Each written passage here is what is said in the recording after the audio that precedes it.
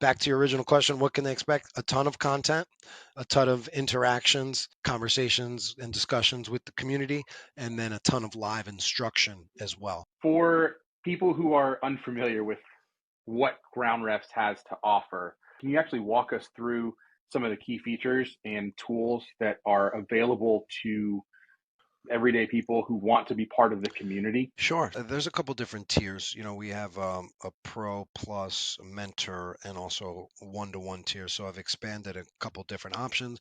Basically, I'll talk about like the mentor tier. So if you sign up at the mentor tier, you get access to three apps that we use: Patreon, Discord, and Zoom. I'm always looking to add new things. That's the other cool thing about what we're doing. It's just continuously evolving. Me with my teacher background, Mm-hmm. I'm always thinking curriculum and content and teaching and stuff like that. So you get access to the three apps.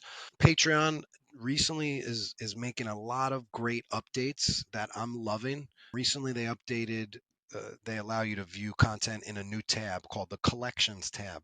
One thing I've been doing as a content creator, I think I'm like Netflix, right? I've always thought that's why I was telling officials when I was building Patreon, it was like our Reflix because in the sense we have over 20 different shows and series that have reoccurring episodes. Yeah. So a recent update with Patreon allows me to really group everything together, so it's much more accessible.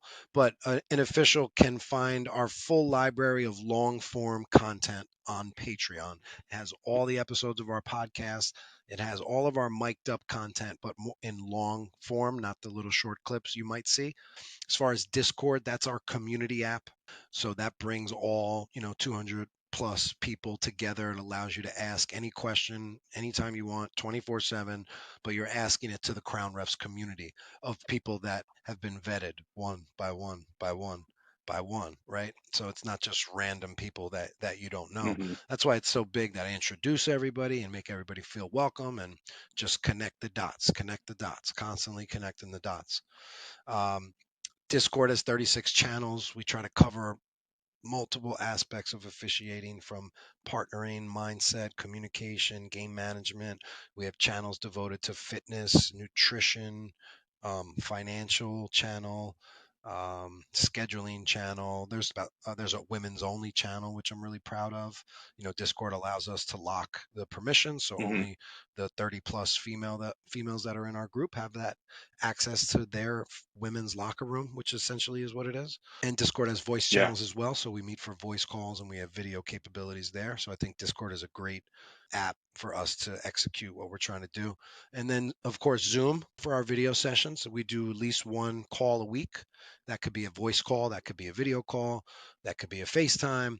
But once a week, pretty much for the last 2 years, I've met with the community and made myself available. And that's where I have different sessions from Signal School to rapid responses to film breakdowns to our special guest speakers that come in and teach the group. But everybody who joins, I feel like, is becomes family for life. So I want to help them out for the rest of their career. I want them to text me when they have a question or they have an issue. I want to talk to them in 5 years when they've ascended to work the NCAA tournament and talk about the time we first connected. So back to your original question, what can they expect? A ton of content, a ton of interactions and conversations and discussions with the community, and then a ton of live instruction as well.